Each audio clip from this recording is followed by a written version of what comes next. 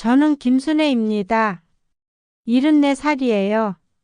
평생을 간호조무사로 살았습니다. 병원에서 요양원에서 사람들을 돌보는 일이 제 업이었죠. 남편 없이 혼자서 두 아들을 키웠어요. 쉽지 않았지만 그래도 해냈습니다. 남편은 아이들이 어릴 때 세상을 떠났어요. 큰아들 동철이가 10살, 둘째가 8살 때였죠.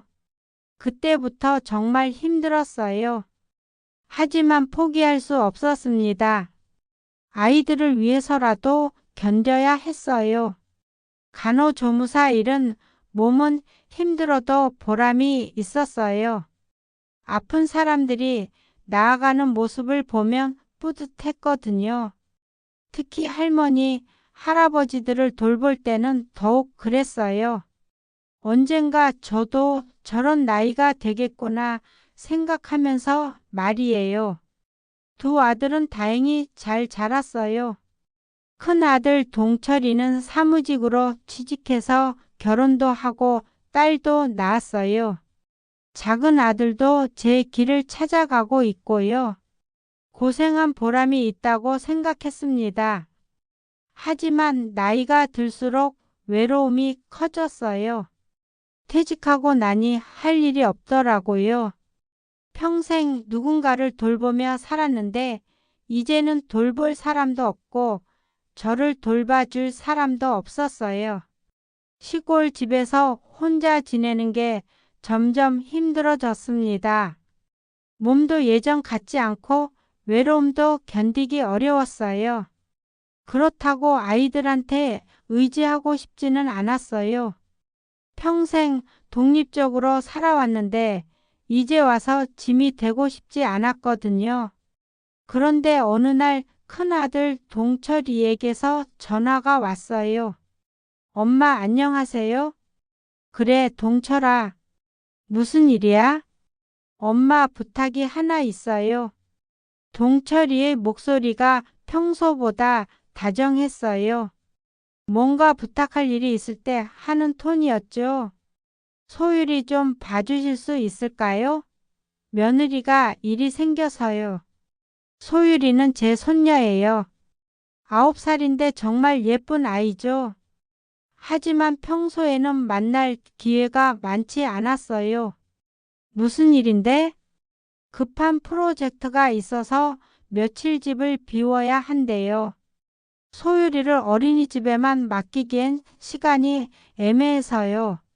며느리 오세진은 회사 다니는 여자예요. 똑똑하고 능력 있다고 소문이 났죠. 그럼 내가 올라가야 하나? 네, 서울로 와주시면 정말 고맙겠어요. 며칠만이요. 서울 가는 일이 쉽지는 않았지만 손녀를 볼 수 있다는 생각에 마음이 설렜어요. 알겠다. 언제 가면 되냐? 내일 올라와 주시면 될 것 같아요. 이렇게 해서 서울 나들이가 결정됐습니다. 다음날 아침 일찍 버스를 타고 서울로 갔어요. 시골에서 서울까지는 3시간 정도 걸렸죠. 버스 안에서 손녀 얼굴을 떠올리니 기분이 좋아졌어요. 동철이 집은 강남에 있었어요. 아파트도 크고 좋더라고요. 역시 서울 사는 사람들은 다르구나 싶었어요. 현관에서 벨을 누르니 며느리 오세진이 나왔어요. 어머님 오셨어요? 인사는 정중했지만 뭔가 어색했어요. 예전부터 느꼈지만 오세진은 저를 대할 때 약간 거리감이 있었어요. 고생하셨겠어요. 어서 들어오세요. 집 안으로 들어가니 정말 넓고 깔끔했어요. 가구들도 비싸 보이고 인테리어도 멋있었죠. 하지만 왠지 차가운 느낌이었어요. 집이라기보다는 호텔 같았달까요? 소율이는 어디 있나? 방에서 놀고 있어요. 잠깐만요. 오세진이 소율이를 불러왔어요. 소율아, 할머니 왔다. 할머니, 소율이가 달려와서 안겼어요. 정말 컸더라고요. 몇 달 못 본 사이에 많이 자랐어요. 우리 소율이 많이 컸네. 할머니 보고 싶었어요. 아이의 순수한 말에 마음이 따뜻해졌어요. 동철이도 회사에서 돌아왔어요. 엄마 고생 많으셨어요. 괜찮다. 소율이 보니까 좋네. 며칠만 부탁드릴게요. 정말 급한 일이어서요. 저녁 식사를 같이 했는데 분위기가 묘했어요. 동철이는 계속 스마트폰을 보고 있었고 오세진은 소율이한테만 신경 쓰고 있었어요. 저는 뭔가 끼워진 느낌이었죠. 제가 시골에서 가져온 반찬도 내놓았어요. 김치며 나물이며 정성껏 담아온 것들이었어요. 어머님이 직접 만드신 거예요? 오세진이 물어봤는데 목소리에 미묘한 뉘앙스가 있었어요. 응, 우리 소율이가 좋아할까 해서. 요즘은 위생이 중요하잖아요. 특히 아이가 먹는 건 직접적으로 말하지는 않았지만 제가 만든 음식이 위생적이지 않다는 뜻으로 들렸어요. 시골에서 만든 건 깨끗해. 농약도 안 쓰고. 아, 네, 물론이죠. 하지만 오세진은 소율이한테 그 반찬을 주지 않았어요. 대신 마트에서 산 반찬들만 줬죠. 그날 밤 잠자리에서 생각해 봤어요. 뭔가 이상했거든요. 며느리의 태도도 그렇고 아들의 무관심도 그렇고 마치 저를 귀찮은 손님 대하듯 하는 느낌이었어요. 하지만 손녀를 위해서라도 참아야겠다고 생각했습니다. 다음날 아침 동철이와 오세진은 일찍 출근했어요. 소율이와 둘이 남게 됐죠. 할머니, 오늘 뭐 할까요? 뭐 하고 싶어? 놀이해요. 아이와 함께 시간을 보내니 정말 즐거웠어요. 오랜만에 웃을 수 있었죠. 점심을 같이 먹으면서 소율이가 이상한 말을 했어요. 할머니, 우리 집 이상해요. 뭐가 이상해? 엄마 아빠가 밤에 이상한 일 해요. 이상한 일이 뭔데? 비밀 이야기하고 뭔가 숨겨놓고. 아이의 말이 신경 쓰였지만 그냥 아이 말이니까 대수롭지 않게 넘어갔어요. 오후에 오세진이 일찍 들어왔어요. 어머님, 소율이 괜찮았어요? 응, 잘 놀았어? 오세진이 소율이를 유심히 봤어요. 소율아, 할머니랑 뭐 했어? 놀았어요. 그리고 할머니가 재미있는 이야기 해주셨어요. 어떤 이야기? 옛날 이야기요. 오세진이 안도하는 표정을 지었어요. 왜 그런지 이해할 수 없었죠. 저녁 때 동철이도 돌아왔어요. 피곤해 보였지만 소율이와는 다정하게 놀아줬어요. 소율아, 할머니랑 재미있게 놀았어? 네, 할머니가 병원 이야기도 해주시고. 병원 이야기? 동철이가 갑자기 관심을 보였어요. 응, 할머니가 간호사였잖아요. 아, 그랬구나. 하지만 뭔가 경계하는 표정이었어요. 그날 밤 잠이 오지 않아서 거실로 나왔어요. 물 한 잔 마시려고 했는데 오세진이 누군가와 전화를 하고 있었어요. 네, 알겠습니다. 그런데 시어머니라니요? 저를 말하는 거였어요. 며칠만 더 있을 것 같아요. 좀 귀찮기는 하지만. 귀찮다고요? 제가 귀찮다는 말인가요? 그런데 혹시 알까봐 걱정되네요. 워낙 눈치 빠른 분이셔서. 뭘 알까봐 걱정한다는 걸까요? 더 들어보고 싶었지만 들킬까봐 방으로 돌아갔어요. 그날 밤 잠을 잘 수가 없었어요. 며느리의 말이 계속 신경 쓰였거든요. 뭘 알까봐 걱정한다는 게 무슨 뜻일까요? 다음 날도 비슷했어요. 동철이와 오세진은 평소처럼 출근하고 저는 소율이와 집에 있었죠. 그런데 소율이가 또 이상한 말을 했어요. 할머니, 어젯밤에 엄마 아빠가 또 비밀놀이 했어요. 비밀놀이가 뭔데? 금고에서 뭔가 꺼내보고 숫자 누르고. 금고라고요? 금고가 어디에 있는데? 할머니 사진 밑에요. 제 사진이 거실 벽에 걸려 있었어요. 동철이가 걸어둔 거였는데 그 밑에 금고가 있다고? 소율아, 그 놀이 어떻게 하는 건데? 숫자를 눌러요.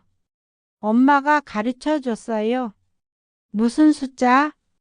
빨강, 파랑, 노랑, 초록 순서로요. 색깔을 숫자로 이해할 수 없었어요. 하지만 아이의 말에 호기심이 생겼어요. 정말 제 사진 밑에 뭔가 숨겨진 게 있는 걸까요? 오후에 소율이가 낮잠을 자는 동안 제 사진을 자세히 봤어요. 겉으로는 별거 아닌 것 같았는데 자세히 보니 벽에 미세한 선이 있었어요. 혹시나 해서 사진을 살짝 움직여 봤더니 뒤에 뭔가 있는 것 같았어요. 하지만 확실하지는 않았죠. 그날 저녁 오세진이 소율이를 재우고 나서 동철이와 대화하는 소리가 들렸어요. 여보, 언제까지 어머님이 계실 거예요? 며칠만 더. 왜? 그냥 불편해서요. 조금만 참아요. 금방 갈 거예요. 저를 빨리 보내고 싶어 하는 것 같았어요. 왜 그럴까요? 며칠 후 정말 이상한 일이 일어났어요. 밤늦게 화장실에 가려고 일어났는데 거실에서 소리가 났어요. 누군가 뭔가를 하고 있었어요. 살그머니 나가서 봤더니 오세진이 제 사진 앞에서 뭔가를 하고 있었어요. 벽에서 작은 문 같은 게 열려 있었고 그 안에서 뭔가를 꺼내고 있었죠. 서류 같은 것들과 돈다발들이 보였어요. 그리고 오세진이 그걸 자세히 들여다보고 있었어요. 저는 숨을 죽이고 지켜봤어요. 이렇게 많이 있었네. 오세진이 혼잣말을 했어요. 그때 문서 중 하나를 봤는데 토지매매 계약서라는 글자가 보였어요. 그리고 제 남편 이름이 적혀 있었죠. 가슴이 철렁했어요. 그게 뭐 하는 서류인지 알 수 없었지만 분명 중요한 거였어요. 오세진이 서류들을 다시 넣고 금고를 닫았어요. 그리고 사진을 원래대로 걸어뒀죠. 저는 조용히 방으로 돌아갔어요. 하지만 잠들 수가 없었어요. 남편이 남긴 토지 관련 서류가 왜 저기에 숨겨져 있는 걸까요? 그리고 왜 며느리가 몰래 그걸 보고 있는 걸까요? 다음 날 아침 평상시처럼 아무 일 없다는 듯이 행동했어요. 하지만 마음속으로는 계속 어젯밤 일이 신경 쓰였죠. 소율이와 놀면서 자연스럽게 물어봤어요. 소율아, 어제 말한 색깔 놀이 정확히 어떻게 하는 거야? 빨강 하나, 파랑 둘, 노랑 셋, 초록 넷이요. 아, 색깔이 숫자였구나. 빨강이 1, 파랑이 2, 노랑이 3, 초록이 4. 그럼 비밀번호가 1234인가? 아니에요. 엄마가 다른 순서로 누르더라고요. 어떤 순서? 소율이가 손가락으로 세어봤어요. 노랑, 빨강, 초록, 파랑 순서로요. 그럼 3140이라는 뜻인가? 소율아, 이 이야기는 다른 사람한테 하면 안 돼. 왜요? 어른들만 아는 비밀이니까. 소율이가 고개를 끄덕였어요. 그날 밤 모든 게 조용해진 후에 거실로 나갔어요. 제 사진 앞으로 가서 자세히 살펴봤어요. 정말 작은 버튼 같은 게 4개 있었어요. 각각 빨강, 파랑, 노랑, 초록색이었죠. 소율이가 말한 순서대로 눌러봤어요. 노랑, 빨강, 초록, 파랑. 클릭. 정말 작은 문이 열렸어요. 안에는 작은 금고가 있었고 그 안에 여러 서류들이 들어 있었어요.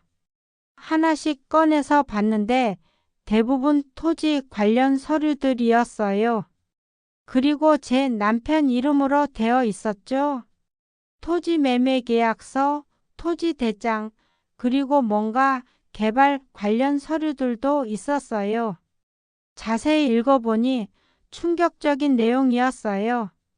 남편이 생전에 산 땅이 개발 예정지에 포함되어 있다는 내용이었어요. 그리고 보상금이 상당히 많은 금액으로 책정되어 있었죠.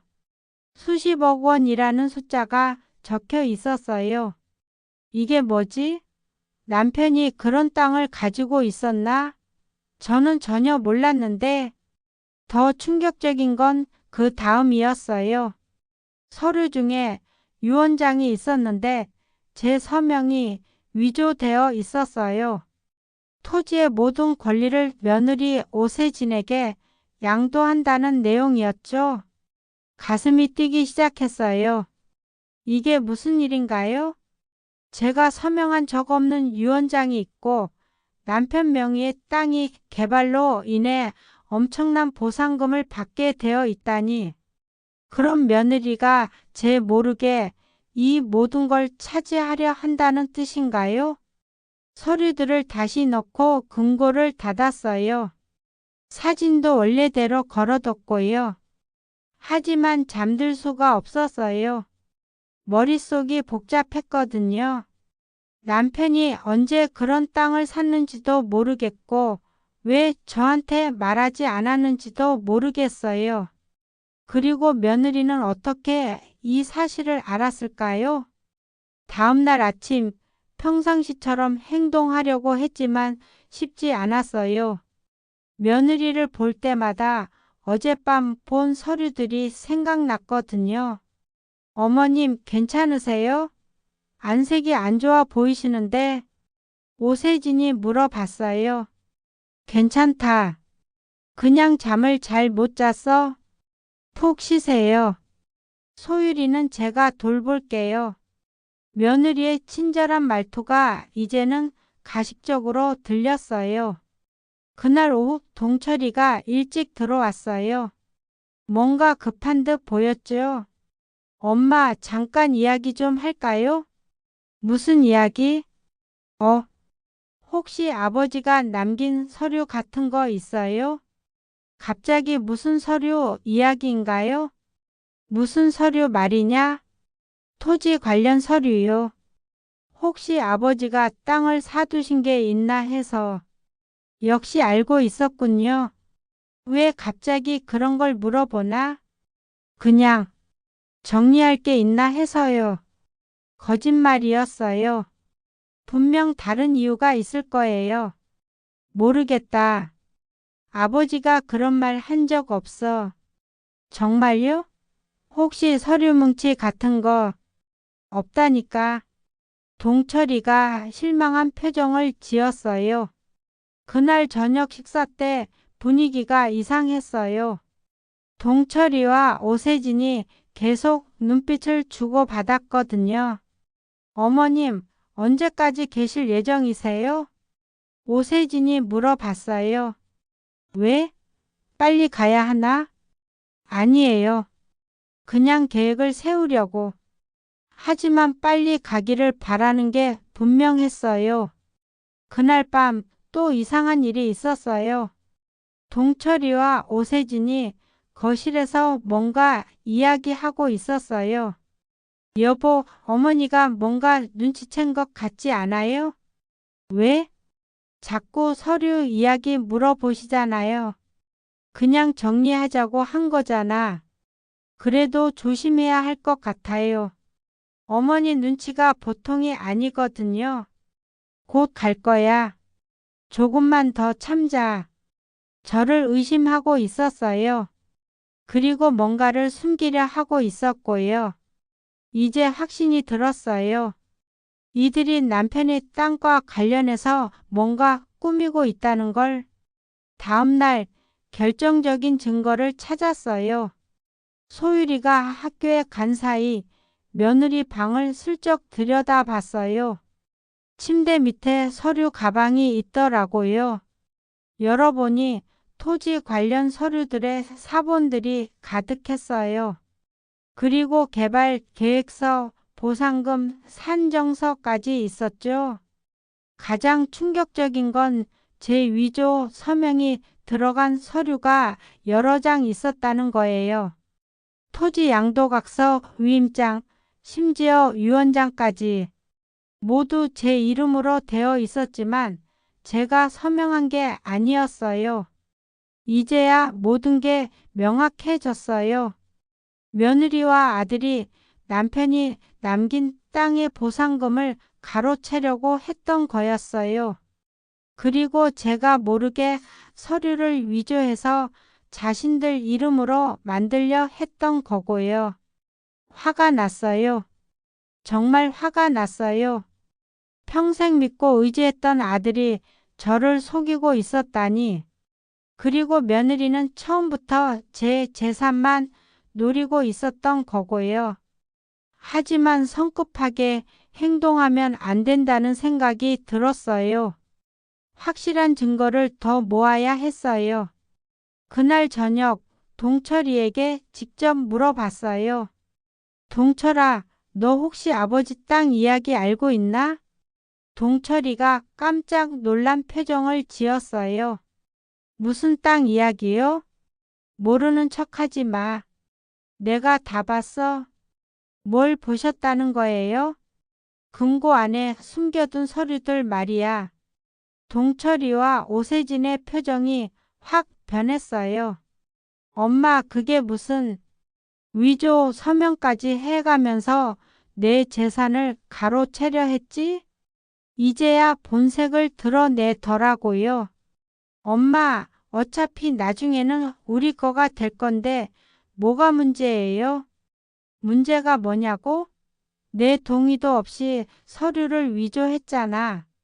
엄마는 어차피 그런 거 잘 모르시잖아요. 저희가 알아서 처리하는 게 나을 것 같아서 믿을 수가 없었어요. 제가 무지하니까 속여도 된다는 식으로 말하고 있었어요. 그럼 나한테 한 번이라도 말해봤냐? 그런 땅이 있다고 보상금이 나온다고? 말씀드리려고 했는데 거짓말하지 마. 오세진이 끼어들었어요. 어머님, 진정하세요. 저희가 나쁜 마음으로 한 게 아니에요. 나쁜 마음이 아니라면 뭐냐? 어머님 혼자서는 이런 복잡한 일 처리하기 어려우실 것 같아서 그래서 내 서명을 위조했다는 거냐? 그게 아니라 더 이상 들을 수 없었어요. 나 내일 집에 갈 거야. 엄마, 동철이가 붙잡으려 했지만 뿌리쳤어요. 그리고 이 일은 그냥 넘어가지 않을 거야. 그날 밤 잠이 오지 않았어요. 평생 모르고 살던 재산이 있고 그 재산을 아들과 며느리가 노리고 있었죠. 화가 났어요. 재산보다 평생 일을 하면서 피와 땀으로 키워낸 자식이 절 버릴 생각을 하고 있다는 것에 너무 화가 났어요. 집에 와서 한참을 곰곰이 생각해 봤어요. 이걸 정말 주는 게 맞을까? 어차피 나는 곧 떠날 텐데. 하지만 고민을 곱씹을수록 제 생각은 명확해졌어요. 얘네한테 줘선 안 된다. 짐승도 수십 년 보살피고 키워주면 애정을 아는데 이건 너무 도가 지나치지 않나요? 다음 날 저는 답답함에 친구 말순 할머니를 찾아갔습니다. 여긴 어쩐 일이야? 다리 아파서 잘 돌아다니지도 않던 사람이 상의하고 싶은 게 좀 있어서. 상의? 제 표정이 심상치 않다는 걸 깨달은 말순은 들어오라면서 심각한 기색으로 물었어요. 무슨 일인데? 아들 놈들한테 무슨 일 생겼어? 일은 나한테 생겼어. 죽은 할아범이 남긴 재산이 있는데 그걸 어떻게 알았는지 갈아채려고 계획을 짜고 있더라고. 말수는 자기 일처럼 분노했어요. 젊을 땐 똑똑하고 성깔도 있어서 자기 권리를 침해하는 것을 못 참는 사람이었거든요. 오랜만에 그 성질이 나온 것 같았어요. 짐승만도 못한 것들. 평생 간호조무사 일 하면서 키웠더니 재산 뺏을 궁리나 하고 있었다고? 맞아. 인정하면서도 인정하고 싶지 않았어요. 제 아들이 저를 버렸다는 사실을 도무지 믿기 힘들었어요. 하지만 더 이상 가만히 있어선 안 됐죠. 빠르게 결단을 내려야 될 때였어요. 며느리 금고에 내가 쓴 유언장이 있었어. 거기에 내가 죽으면 재산을 본인한테 상속한다고 적어놨더라고. 유언장을? 할멈이 적은 거야? 아니야. 나는 그런 거 쓴 적 없어. 미쳤다고 그런 걸 써? 그럼 됐네. 내일 내 손주 놈 만나. 그러면. 손주. 말순의 손주는 변호사였어요. 서울에서 사무소를 차려서 일하고 있었는데 말순의 몇 안 되는 자랑이었죠. 전에 그런 사기 조심하라고 당부하고 떠난 적 있거든. 갑자기 생각나네.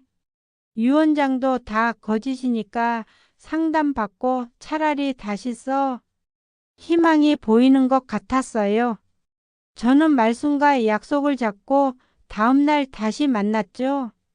3시간 반 정도 시간을 들여서 같이 서울에 갔어요. 같이 나서주는 친구가 정말 고마웠죠. 할머니 오셨어요? 말순의 손주 상현이 환히 웃으면서 마중을 나왔어요. 어릴 때 말순의 집에 놀러 왔을 때 몇 번 봤었는데 늠름한 청년이 되어 있더군요. 순의 할머니 맞으시죠? 상현이 저에게도 살갑게 인사를 건넸어요. 나를 기억하고 있어? 그럼요. 명절마다 음식 하신 거 나눠주곤 하셨잖아요. 얼마나 맛있게 먹었는데요. 그거 먹어서 찐 살만 해도 한 5kg는 될걸요? 무한하지 않게 말을 걸어주는 게 참 잘 컸다는 생각이 들었어요. 잠시나마 자식 생각을 잊을 수 있었거든요. 상현아, 일단 전화로 얘기한 건 어떻게 됐어? 아, 유언장 말이죠. 일단 사무실로 들어가서 얘기해 드릴게요. 상현은 사무실은 무척 넓었어요. 직원도 두고 변호사 일을 하는 건지 직원 5이 깍듯하게 인사를 건네더군요.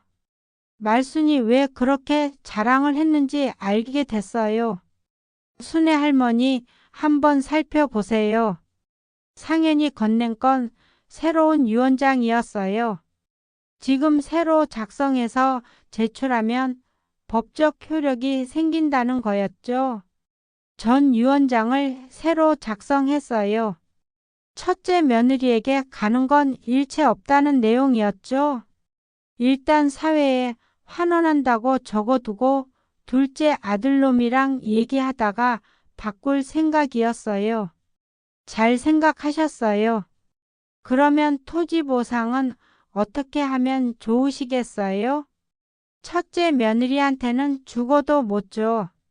가능하면 내가 현금으로 받는 게 나을 것 같은데 혹시 그럴 수 있나? 그럼요. 땅 문서도 갖고 계시고 할아버지가 갖고 계시던 재산이니 소유주는 할머니세요. 혹시 군청으로 가서 직접 보상금을 수령하는 건 어떠세요? 그럴 수가 있어? 네, 충분히 가능해요. 눈이 번쩍 뜨이는 기분이었어요. 기뻐서 말쑥과 부둥켜 앉다가 변호사 사무실을 나왔어요.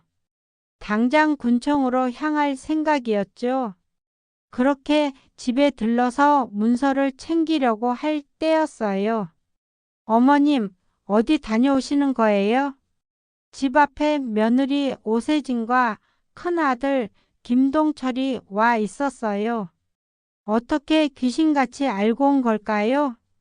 여긴 어떻게 온 거냐? 그렇게 가시니까 신경이 쓰여서 왔죠. 신경이 쓰여서 며칠 뒤에나 왔다고? 이상한 부분을 짚자 오세진의 표정이 썩어 들어갔어요. 마치 전곡이라도 찔렸다는 듯한 표정이었죠. 저는 김동철의 어색한 반응까지 확인한 다음에 확신하게 되었어요. 간호조무사 일을 할 때 이런 경우를 종종 봤거든요. 너희 혹시 나한테 위치 추적기 같은 거 달아놨니? 예? 어머니, 그게 무슨 말씀이세요? 말이 지나치시네요. 걱정돼서 온 사람한테 그게 무슨. 아들과 며느리가 발작하듯이 소리쳤어요. 진심으로 억울하다는 듯한 반응이었지만 저는 깨닫게 되었죠. 그래, 너희처럼 자기들 밖에 생각 못하고 이기적인 사람들이 선물을 챙겨줬을 때부터 알았다. 저는 핸드폰 케이스를 벗겨서 바닥에 내팽겨 쳤어요. 일전에 요즘은 다 케이스하고 다닌다면서 챙겨준 선물이었죠. 널브러진 케이스에선 작은 단말기 같은 게 나왔어요. 내가 직접 끼웠을 땐 없던 건데 자는 틈에 끼워놨나 보구나. 저는 화가 머리 끝까지 나는 걸 느꼈어요. 마지막 남은 애정까지 전부 사라지게 되었죠. 며느리와 아들 놈이 얼굴이 시뻘게 져선 뭐라고 변명을 했지만 전혀 듣지 않았어요. 무시하고 문서를 챙겨서 나왔죠. 어머니 어디 가시는데요? 군청으로 간다. 네? 군청이요? 군청을 어머니가 왜 가세요? 오세진이 상기된 얼굴로 물었어요. 땅 가진 사람이 군청에 뭐 하러 가겠니? 많이 알아봤을 텐데 잘 알지 않아? 토지 보상금을 수령하러 간다는 얘기였죠. 아들놈과 며느리가 완전히 공황에 빠져서 소리쳤어요. 그게 무슨 소리세요? 다 늙어서 그걸 전부 다 차지하시겠다고요? 누구 맘대로요? 이젠 정말 이판사판이었죠. 저도 단호하게 나섰어요. 먼저 간 영감이 남긴 거니까 당연히 내 마음대로지. 너희한테 허락받을 이유 없다. 저는 집을 나섰어요. 아들이 다급하게 나와서 붙잡으려고 했지만 그러지 못했죠. 형님, 적당히 좀 하세요. 적당히 좀. 사람이 부끄럽지도 않습니까? 혹시 모른다면서 따라온 상현이 기다리고 있었어요. 오랜만에 할머니 밥 먹고 싶다면서 데려다 준 참이었거든요. 뭐 임마? 네가 뭔데 남의 집 사정에 이래라 저래라야. 저 변호사 된 거 모르셨어요? 너가 변호사라고? 예. 더 하실 말씀 있으면 변호사 고용해서 서면으로 보내세요. 아들의 표정이 허망하게 일그러졌어요. 오세진이 눈물을 뚝뚝 흘리면서 저에게 말했죠. 어머니, 저희가 죄송해요. 잘못 생각했던 것 같아요. 제발 용서해 주세요. 너무 늦은 거 아니니? 내가 몰랐으면 너희가 어떻게 했을 것 같아. 끝까지 몰염치하구나. 김동철이 크게 소리쳤어요. 그만 좀 하세요, 제발. 거지 같은 집구석 마지막이라도 좀 좋게 대해주시면 안 돼요? 저희 결혼할 때 집 하나 못 해주셨으면서 뭐가 그렇게 당당한데요? 이미 유언장 바꿔둬서 저희한테 오게 되어 있어요. 고집 그만 부리세요. 그 유언장 이미 바꾸고 오는 길이다.